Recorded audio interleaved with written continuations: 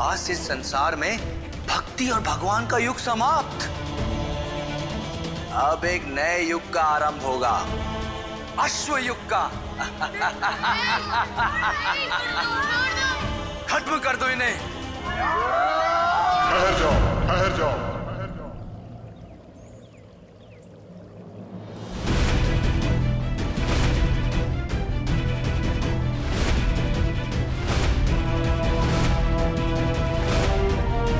श्लोक में एक नया अश्व। कौन हो तुम? मैं कान्हा।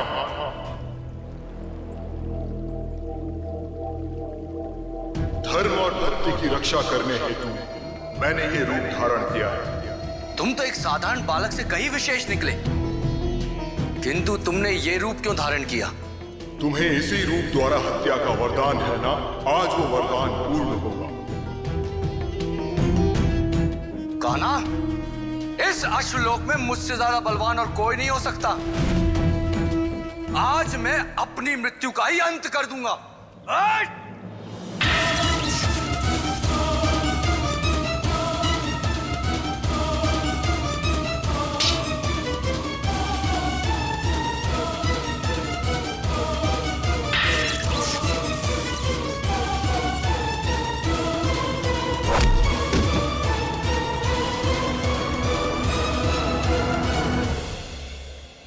तुम लोग अपना बल भूल गए हो या युद्ध करना?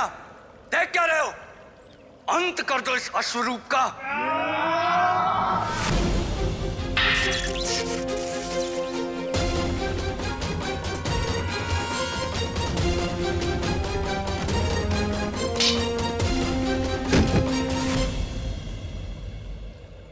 उठाओ। तुम में शक्ति है, परंतु तुम्हारी बुद्धि अनर्थ कार्य कर रही है। शक्ति के संतुलन के लिए मैं तुम्हारी बुद्धि को आज समाप्त कर दूंगा। बुद्धि होगी अवश्य, परंतु उनका संचालन किसी और के हाथ में होगा।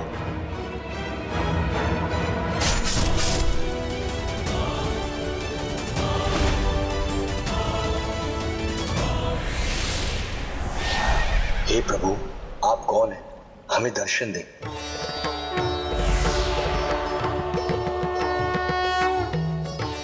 प्रणाम प्रभु।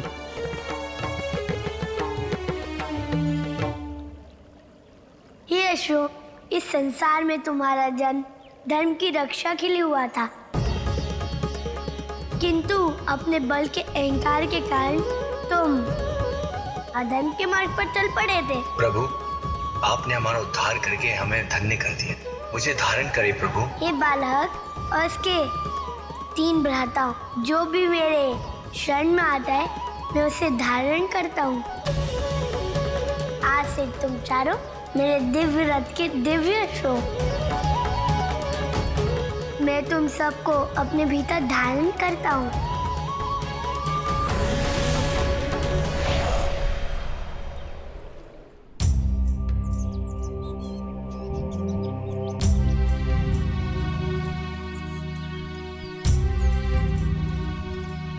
मैं अपनी बिटिया का ऐसा उतरा हुआ चेहरा नहीं देख सकता। बिटिया, इसमें उदास होने वाली कोई बात नहीं है। तुमने इस आयु में जो साहस और बुद्धिमत्ता दिखाई है, वो बड़े बड़े नहीं दिखा सकते। बिटिया, तुमने जो किया अपने लोगों के हित के लिए किया। ईश्वर कभी ऐसे दयालु और परोपकारी लोगों का साथ नहीं छोड़ते। ये पितृ दोष अवश्य हट जाएगा।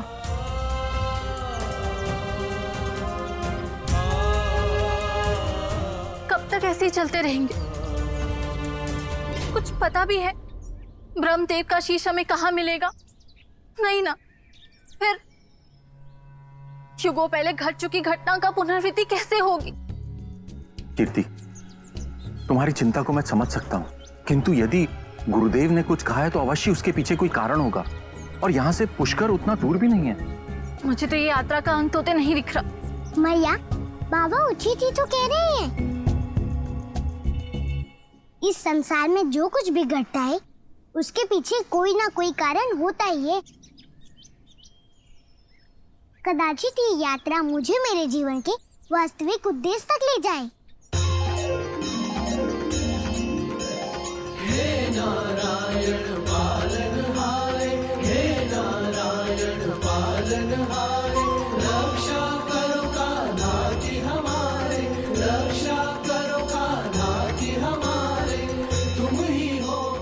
देखिए, मुझे ये स्थान ठीक लग रहा है। हमें यहाँ थोड़ी देर रुककर विश्राम कर लेना चाहिए। तुम उचित कह रही हो कीर्ति, हम यहीं रुककर विश्राम करते हैं। चलो।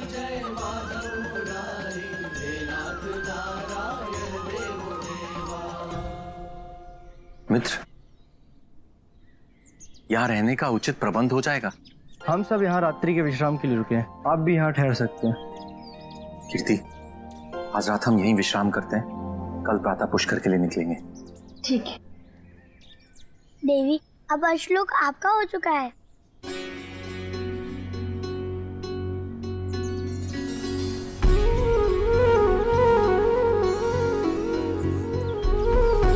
कान्हा, उन चारों अश्वों को क्या हुआ? वो मिले अथवा नहीं? दो अश्व तो हमें मिल गए। जब भी हम उन्हें स्मरण करेंगे वो प्रकट हो जाएंगे। हम आपका धन्यवाद किस प्रकार से अदा कर पाएंगे? इसकी कोई आवश्यकता नहीं है। मुझे और मेरे दाऊ को प्रसन्नता है कि अब अश्लोक की राजगद्दी सही हाथों में है। हम सदा आपके आभारी रहेंगे कान्हा। आभार तो हम आपका मानते हैं राजकुमारी। आप दोनों ने मिलकर हम दोनों के प्राण बचाए हैं। अब हमें जाने की अनुमति दीजिए कृष्ण।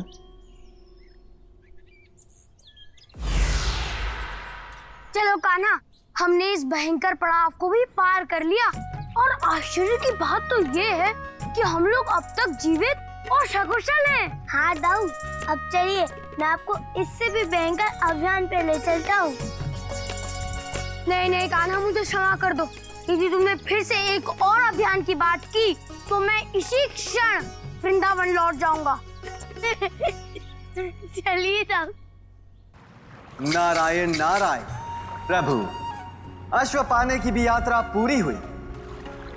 इसका अर्थ यह है प्रभु कि अब हमें शीघ्र ही चतुर्भुज परम अवतार श्री कृष्ण के दर्शन होंगे, जो संपूर्ण शस्त्रधारी होंगे।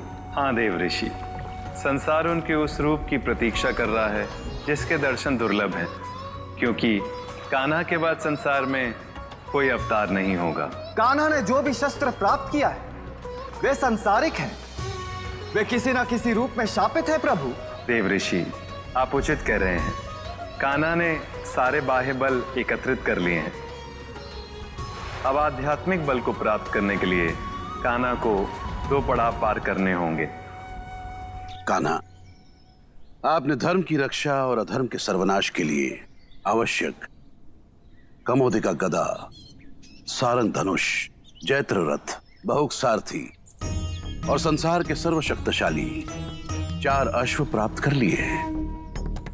अब तक आपने जो भी अस्त्र शस्त्र प्राप्त किए हैं, धर्म स्थापना के लिए वो पर्याप्त नहीं है। मैं कुछ समझा नहीं गुरुदेव।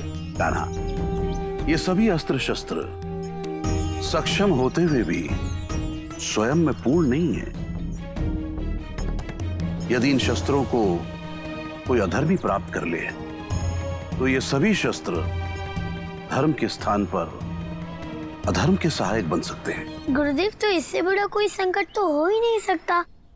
इन शस्त्रों को अधर्म से बचाने के लिए मुझे क्या करना होगा गुरुदेव? हे कान्हा, ये सभी शस्त्र सदैव धर्म के सहायक बने रहें और सच्चे अर्थों में इस संसार में धर्म की स्थापना हो। इसके लिए आपको धर्म की ध्वजा को अपने साथ लेकर चलना होगा। धर्म की ध्वजा? हाँ कान्हा, जब तक आपके साथ धर्म की ध्वजा नहीं है तब तक आप धर्म के पूर्ण रक्षक नहीं बन सकते।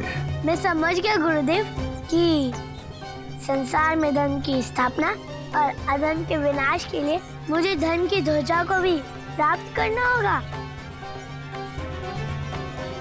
हे प्रभु, मुझे वो मार्ग बताइए जिस पर चलकर मैं इस तर्पण को पूर्ण कर पाऊं। ब्रह्मदेव का वो शीश कहाँ मिलेगा? मैं कैसे अपने पिता महाराज के द्वारा दिए हुए श्राप को तोड़ पाऊंगी? मुझे दिशा दिखाइए प्रभु, दिशा दिखाइए।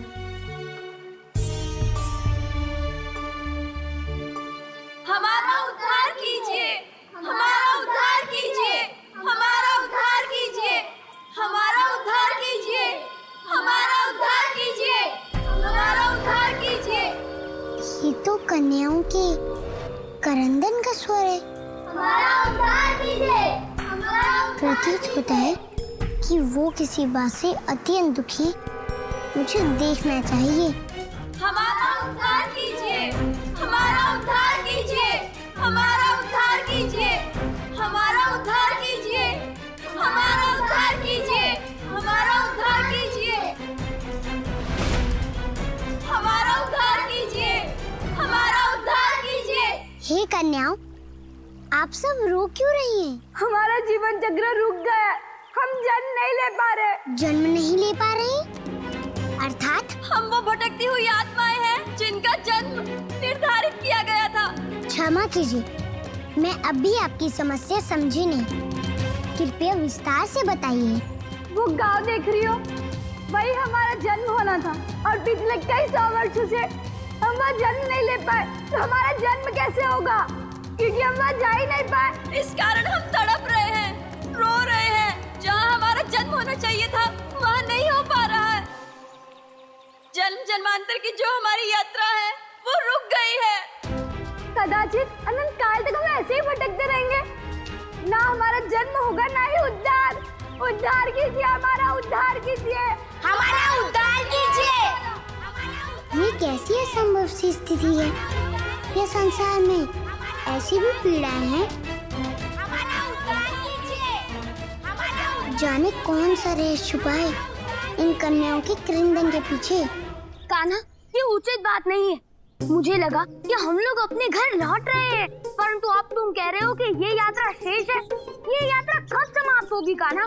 क्यों ना हम सीधे जाकर उस कंस का वध ही कर दे?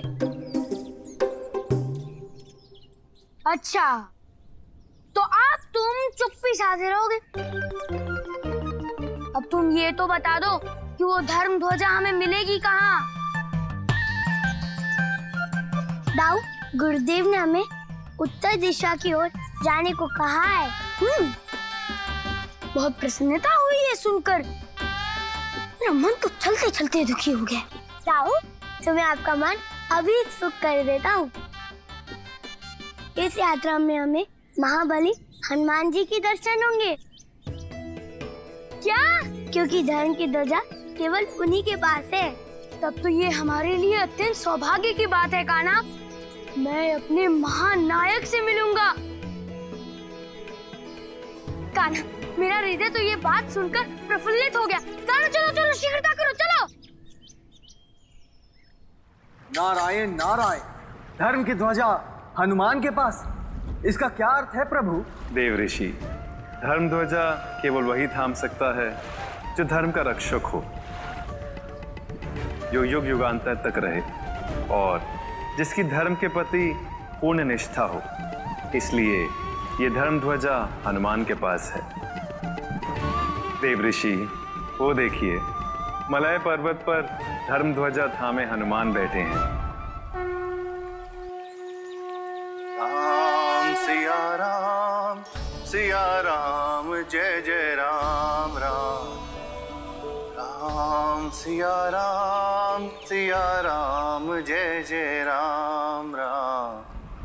नारायण नारायण, किंतु प्रभु, बजरंग बली के पास धर्म की ध्वजा आई कैसे? वो तो त्रेता युग में श्री राम के पास थी ना? ये उस समय की बात है जब संसार में राम के रूप में मेरा महाप्रस्थान हो रहा था। तब मैंने पूरे विश्व में अपने कर्मों के द्वारा धर्म की स्थापना कर दी थी। फिर जब मेरा महाप्रस्थान का समय आया तो धर्म मेरे सामने खड़े हुए थे। हे रघुनंदन, अधर्म का अंत करके आपने संसार में धर्म की स्थापना की थी और अपने संपूर्ण जीवन काल में धर्म ध्वजा की रक्षा की थी। किंतु प्रभु, आपके बाद धर्म की इस ध्वजा को कौन संभालेगा? इसकी रक्षा कौन करेगा प्रभु? धर्म। जब द्वापर युग में अधर्म पुनः बढ़ेगा तब मैं धर्म की रक्षा के लिए पुनः अवतार लूंगा। किंतु प्रभु, तब तक धर्म की इस ध्वजा का सुरक्षित रहना अत्यंत आवश्यक है। एक युग की अवधि तक आपको किसी ऐसे व्यक्ति को नियुक्त करना होगा जो आपके समान ही इस धर्म की ध्वजा की रक्षा कर सके। धर्म। इस संसार में राम के समान केवल एक ही व्यक्ति है, राम भक्त हनुमान। जय श्री राम, जय श्री राम। प्रभु, आपके प्रस्थान की संपूर्ण तैयारियां हो चुकी हैं प्रभु। हनुमान, मेरे महाप्रस्थान का समय हो गया है, किंतु तुम्हें अभी भी मेरा एक कार्य करना शेष है। आज्ञा कीजिए प्रभु। हनुमान, ये धर्म की ध्वजा है। इस धर्म की ध्वजा की सुरक्षा कृष्ण अवतार तक अब तुम्हें ही करनी है। धर्म की इस ध्वजा को अब तुम्हें ही संभालना होगा। प्रभु, इसका अर्थ तो यह हुआ कि मैं... हाँ हनुमान, इस संसार से केवल राम का प्रस्थान होगा, राम भक्त हनुमान का नहीं। किंतु प्रभु, आपके बिना इस संसार में मैं कैसे रह पाऊंगा प्रभु? हनुमान, धर्म की सेवा ही मेरी सेवा है, इसलिए तुम्हें इस धर्म की ध्वजा को धारण करना ही होगा, क्योंकि संसार में तुम्हारे अतिरिक्त कोई नहीं है जो इस धर्म की ध्वजा की सुरक्षा कर सके। जो आज्ञा प्रभु। प्रभु, आज से मेरे जीवन का एकमात्र उद्देश्य है आपके कृष्ण अवतार की प्रतीक्षा करना प्रभु। हे धर्म, अपने प्रभु श्री राम की आज्ञा अनुसार इस धर्म ध्वज को स्वीकार करता हूं। लाइए, ये ध्वज मुझे दीजिए।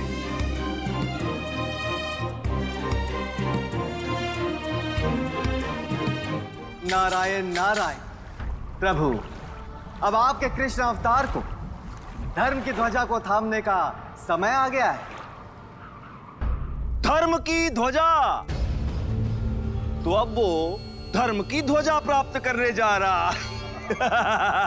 हाँ भगवान, मेरे सूत्रों को तो जय कहना है। पता नहीं इतने कष्ट क्यों कर रहा है मेरा प्रिय भांजा। मैं उसे कितनी सरल, पीड़ा रहित, सुखद और शांतिपूर्ण मृत्यु दे सकता था, किंतु नहीं, उसे तो स्थान स्थान भटकना है। मुझे तो लग रहा है भगवान कि वो आपसे भयभीत हो गए हो, सीधे सीधे आपके हाथों मरने से डर रहे है, इसलिए उल्टो पुल्टो बहाने बना के भाग तो फिर रहो और कुछ ना। हाँ। यात्रा पे यात्रा पे यात्रा ताकि उसकी अंतिम यात्रा टल सके। अरे कभी गदा लेने जा रहे हो, कभी घोड़ा लेने जा रहे हो, कभी धनुष, कभी रथ, जी का मक्खन कर रहे हो। मुझे तो चिढ़ हो रही है भगवान पास से। हाँ। लीलाधर है, सीधे मार्ग से कोई कार्य नहीं करता। अरे भगवान, पर धर्म की ध्वजा कोई शस्त्र तो होती ना, भागो प्राप्त करके क्या कर लो? हाँ?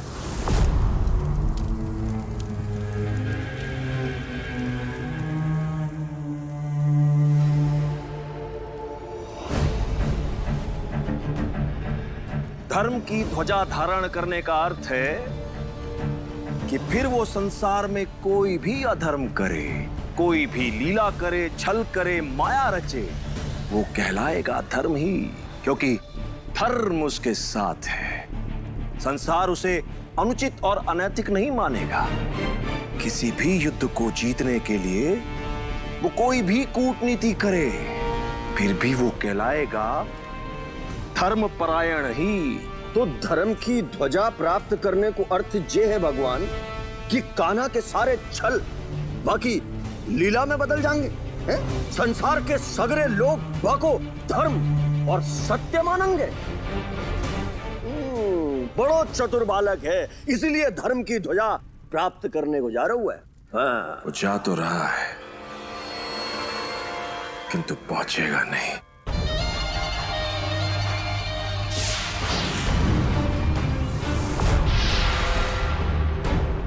मैं रोकूंगा उसे।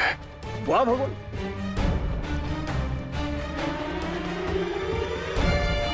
अन्यथा वो सत्य को असत्य के रूप में स्थापित कर देगा और उसके शत्रु स्वयं ही अधर्मी और दोषी सिद्ध हो जाएंगे। तो भगवान, कृपा को रोकने को प्रबंध का है? धर्म की ध्वजा उसे उस वानर से प्राप्त होगी ना, तो अब अपने वानर को जगाने का समय आ गया है।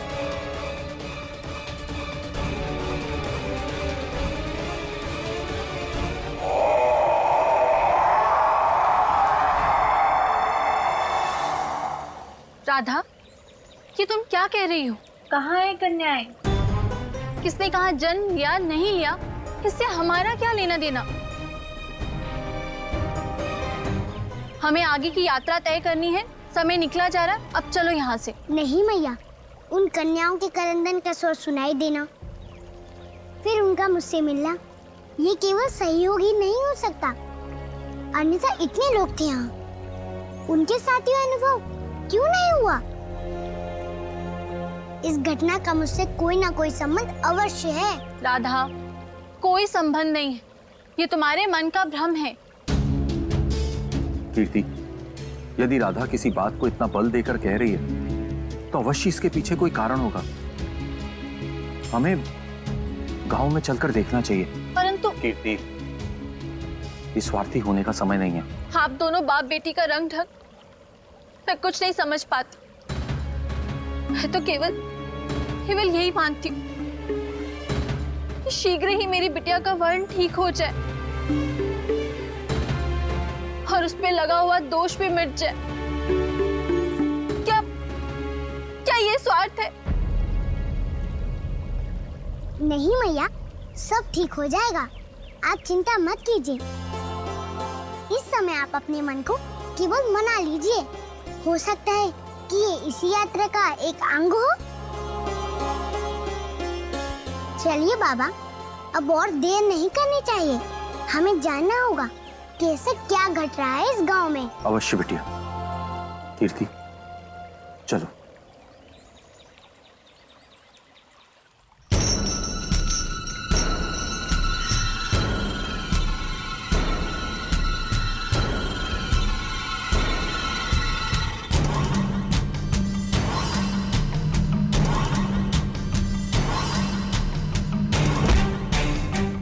मुक्त कर दो मुझे।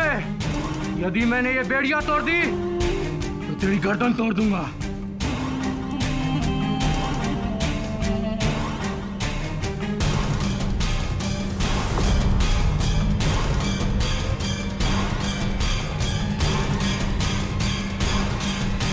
जिस दिन मेरे क्रोध का ज्वालामुखी फूटा, उस दिन कोई भी जीवित नहीं बचेगा।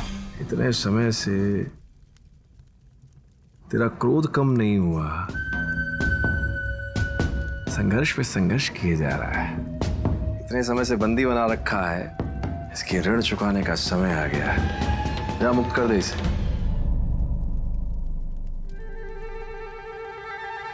अरे सुन, ये बड़ी मुझे राख रखी है, सुन ना रो। भगवान का करे जा अंदर। तुझसे कह रहा हूं मूर्ख। क्षमा भगवान, मैं ना जा सकता। मैं जाको मुक्त करने जाऊंगा, मैं खुद मुक्त हो जाऊंगा भगवान।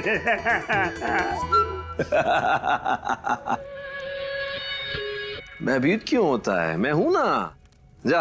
अरे आप हैं तो ठीक है, पर आपको बंदर को पता ना है, जे गर्दन दबा के सांस घोट देते हैं। जब तक मैं आपको पुकारूंगा, आपको पता चलेगा मेरे काम मैं करे जाएगा भगवान, मैं न जाऊंगा। तू प्रेत है। कंस, किसी में इतनी साहस नहीं कि मेरे निकट आए।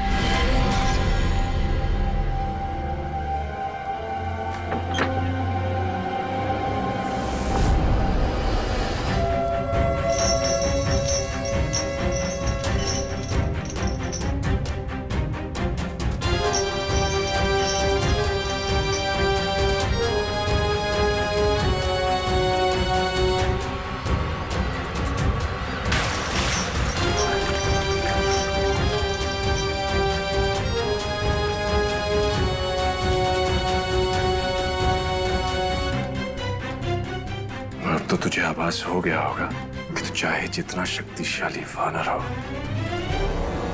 भगवान कंस की बेड़ियां नहीं खोल सकता।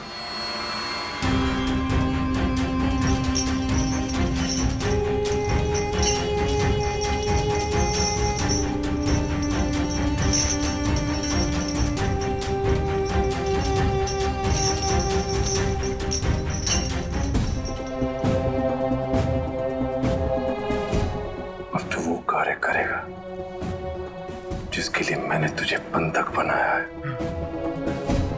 चल जा।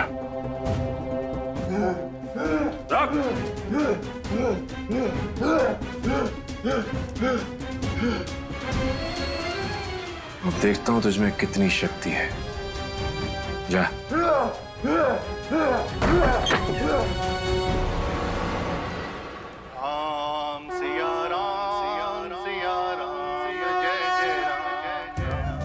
दाऊ, आपने सुना कुछ?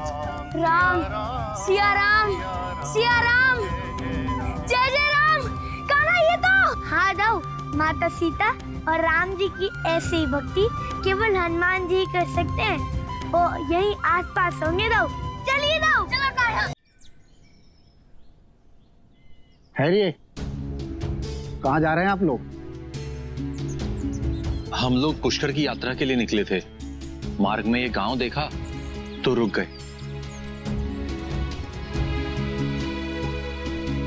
आप लोग हमारे गांव में आ सकते हैं, किंतु आपकी ये पुत्री नहीं।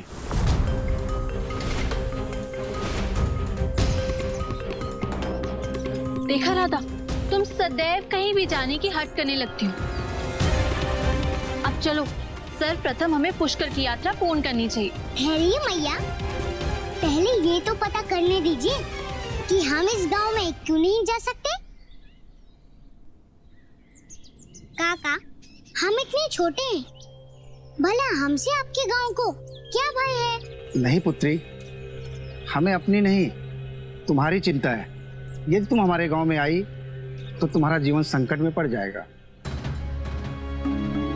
काका, हम राधा हैं, हम दूसरों के संकट दूर करते हैं, भला हमें कैसे संकट? पुत्री, सदियों से हमारे गांव में कोई भी कन्या सुरक्षित नहीं है। यदि भूल से किसी कन्या ने जन्म ले भी लिया तो वो भयंकर दानव उसे उठा ले जाता है। काका, हम समझ गए, ये सब आप हमें डराने के लिए कह रहे हैं, किंतु हम राधा हैं, हम किसी से नहीं डरते। नहीं पुत्री, मैं जो कह रहा हूँ वो डरावना तो है, किंतु यही सत्य है। क्योंकि एक समय मेरे भी घर में एक पुत्री ने जन्म लिया था। मेरे भी आंगन में परम प्रिय वाणी गूंजती थी।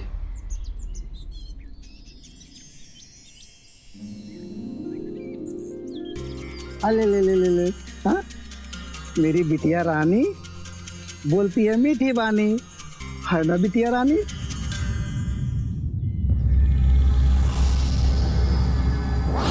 मेरी पुत्री, कोई तो बचाओ। मेरी पुत्री। मेरी पुत्री के समान ही वो महादैत्य गांव में जन्म लेने वाली प्रत्येक पुत्री को उठा ले जाता था। इसलिए हम सभी गांव वालों ने देवों से प्रार्थना की कि वो हमें पुत्री ही न दे। तब से पुत्री का जन्म होना हमारे गांव में बंद हो गया। इसलिए मैं नहीं चाहता कि तुम हमारे गांव में आओ। काका, तब तो हमें आपके गांव में आना ही होगा। आप हमें नहीं जानते काका, किंतु हमने बड़े बड़े असुर का अंत किया है। बाबा, आप कुछ बोलते क्यों नहीं? हाँ बिटिया, परंतु काका, सुना आपने? हम राधा हैं, बड़े बड़े असुर भी हमसे भय खाते हैं। काका, बस एक बार हमें अपने गांव में आने दीजिए, हो सकता है कि इस समस्या का भी कोई समाधान निकल आए। नहीं पुत्री, तुम्हारी बातें हमें बहुत प्रिय लग रही है, किंतु हम तुम्हारा जीवन संकट में नहीं डाल सकते। काका, यह समझ लीजिए कि आपकी गई हुई पुत्री आज घर लौट आई है। क्या आप अपनी पुत्री को अपने घर नहीं आने देंगे काका?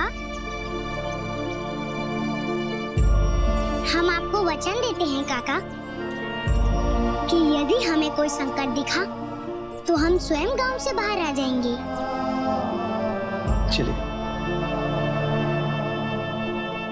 राम सिया राम, जय जय राम राम।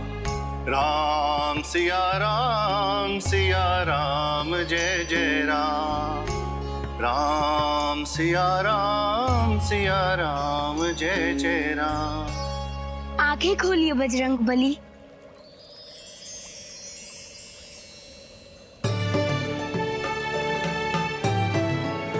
बालक, नगर से इतना दूर तुम दोनों इस मलय पर्वत पर क्या कर रहे हो?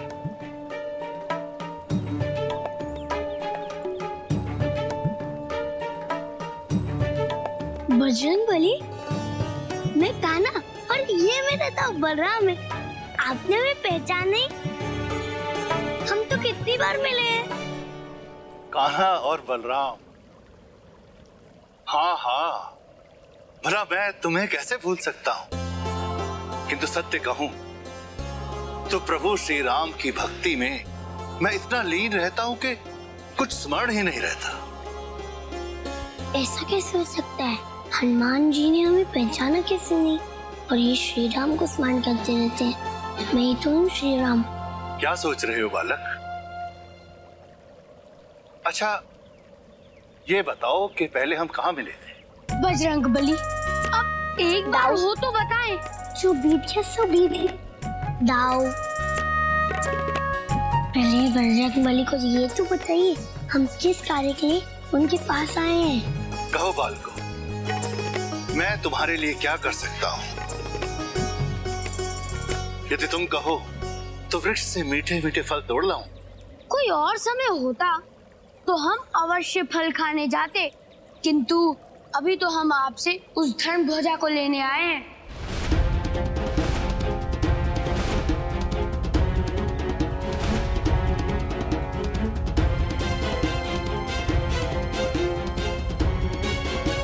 यह धर्म ध्वजा है, कोई कंदक नहीं जो तुम बालकों को सौंप दो। बजरंग बली, हम जानते हैं कि आप इस संसार के धन और धन ध्वजा दोनों की रक्षक हैं, किंतु आपकी ही तरह हम भी धन ध्वजा की रक्षा करेंगे। कान्हा और बलराम, दो बालक, और इस धर्म ध्वजा की रक्षा करेंगे। जय श्री राम, जय श्री राम। बजरंग बली, आपने तो हमारा पराक्रम देखा है। आप तो जानते हैं कि मेरी इस मुद्गल के सामने असुरों की शक्ति कार्य नहीं करती है। इसीलिए हम पूर्ण रूप से इस धर्म ध्वजा की रक्षा करने में समर्थ हैं। हम स्वयं ही इसे ले लेते हैं। ठहरो, हो सकता है तुम शक्तिशाली हो, किंतु क्या तुम योग्य भी हो? अर्थात इस धर्म ध्वजा को वही धारण कर सकता है जो इसे धारण करने योग्य हो। बजरंग बली, गुरुदेव हमें धर्म की रक्षा की तो शिक्षा दे रहे हैं, इसलिए इस धर्म ध्वजा को धारण करने के लिए हमसे उपयुक्त और कोई हो ही नहीं सकता। क्यों कान्हा? हाँ दाऊ, हम तो इस धर्म ध्वजा को लेकर ही रहेंगे।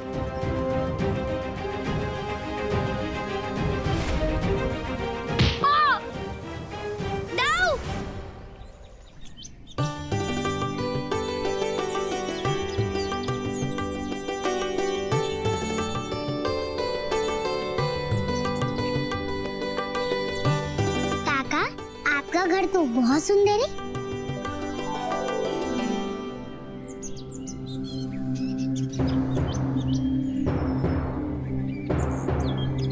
किंतु काका, ये लोग क्या बना रहे हैं?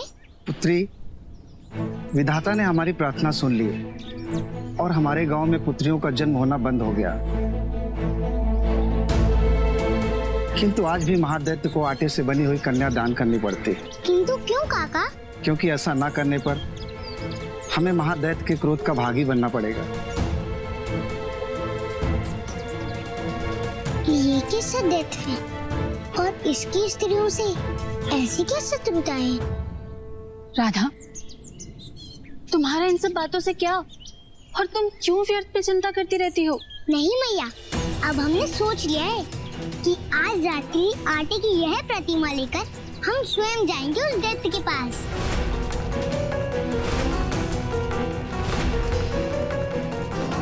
राधा, ये तुम क्या कह रही हो? मैया, उस दैत्य के रहस्य का पता लगाने का यही एक मार्ग है। बस राधा, बहुत सुन ली हमने तुम्हारी बात। हम तो तुम्हारा जीवन संकट में नहीं डाल सकते।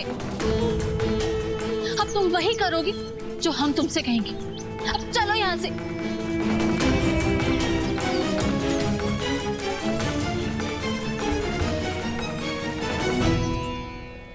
बजरंगबली, आप मुझ पर प्रहार कर रहे हैं। यदि कोई मुझसे मेरी धर्म ध्वजा लेने का प्रयत्न करेगा तो उसे मेरी मार तो खानी ही पड़ेगी। किंतु हम इस धर्म ध्वजा को प्राप्त करने के योग्य हैं। तो ठीक है, अपनी योग्यता सिद्ध करो। बजरंगबली, मैं आपका बहुत सम्मान करता हूँ, किंतु यदि धर्म ध्वज को प्राप्त करने का यही एक मार्ग है तो ठीक है, मैं अपनी योग्यता सिद्ध करके ही रहूंगा।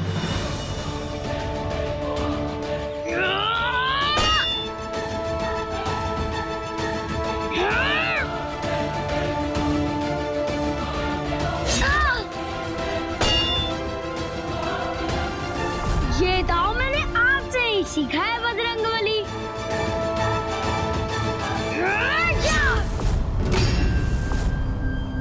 ये क्यों हो रहा है? श्री हनुमान की पूंछ को जलाने के लिए स्वयं रावण और उसके सैनिक भी जिस पूंछ को नहीं पकड़ पाए थे, जिसके नाम से स्वयं राहु केतु डर जाता है, दाऊ ने कुमार दाऊ से पछाड़ भी दिए और शेष के पीछे कोई रहस्य है। दाऊ! बलराम, मैं तुम्हें बालक समझकर कम शक्ति का प्रयोग कर रहा था। यदि जीवित रहना चाहते हो तो लौट जाओ। पराजित हो जाऊं, वो भी कान्हा के सामने। कान्हा क्या कहेगा? अब तो मैं इस धर्म ध्वजा को लेकर ही रहूंगा।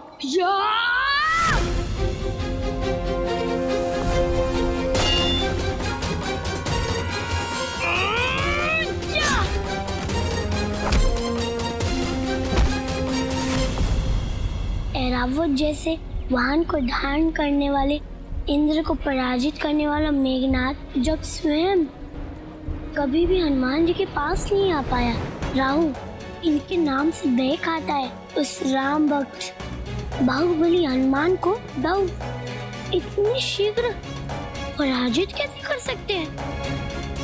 तो निश्चित है कि ये कोई और है।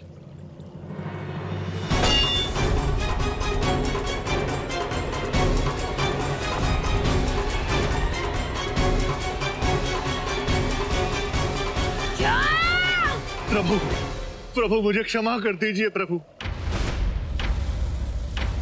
प्रभु मैं बजरंगबली नहीं हूँ प्रभु, मैं बजरंगबली नहीं हूँ। अच्छा, तो मेरी मुद्गल की मार से बजरंगबली भी असत्य बोलने लग गए।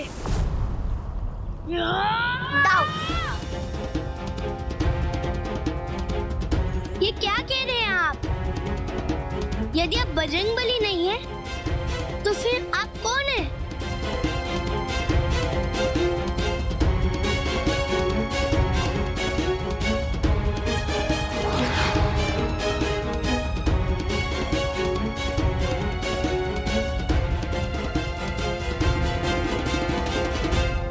राधा, ये तुम क्या कह रही हो? हम यहाँ तुम्हारा शाप दूर करने के लिए आए हैं और तुम हो कि अपना जीवन ही समाप्त करना चाहती हो। तुम्हारी मैया सत्य कह रही है राधा। तुमने ये निर्णय लेने से पहले एक बार भी नहीं सोचा कि इस निर्णय के पश्चात तुम्हारे मैया और बाबा पर क्या बीतेगी? मैया, बाबा, हम आपकी चिंता समझ सकते हैं, किंतु आप लोगों ने ही तो हमें सिखाया है ना कि जब हम दूसरों की चिंता करते हैं तो ईश्वर हमारी चिंता करते हैं। अब तुम भी हमें कान्हा की तरह अपनी बातों में उलझाने का प्रयास मत करो। हम बातें नहीं बना रहे मैया, किंतु हमें अपना श्राप दूर करने का यही एक मार्ग दिखाई दे रहा है। किंतु राधा, इस गांव के संकट का तुम्हारे श्राप से क्या संबंध? बाबा, यह दैत्य स्त्रियों का शत्रु है। ब्रह्मदेव का 5वां शीश जिसे हम ढूंढ रहे हैं वो भी स्त्रियों का शत्रु था। इसलिए हमें लग रहा है कि इस दैत्य का कोई ना कोई संबंध ब्रह्मदेव के 5वें शिष्य से है। ये तुम क्या कह रही हो राधा? राधा, कुछ भी हो जाए, किंतु तुम उस दैत्य के पास नहीं जाओगे। तुम्हारा श्राप दूर हो अथवा नहीं, किंतु हम तुम्हारे जीवन पर कोई आंच नहीं आने देंगे। मैया, हम ये कहाँ कह रही हैं कि हम उस दैत्य के पास अकेले जाएंगे? आप लोग हमारे साथ जाएंगे, गांव वाले हमारे साथ जाएंगे, और हम जानते हैं कि मैया बाबा के रहते उनकी पुत्री को कुछ नहीं हो सकता, है ना बाबा? राधा सत्य कह रही है कीर्ति। यदि ब्रह्मदेव के 5वें शीश का पता लगाने का केवल यही मार्ग है, तो हमें इस संकट की अग्नि परीक्षा में उतरना ही होगा।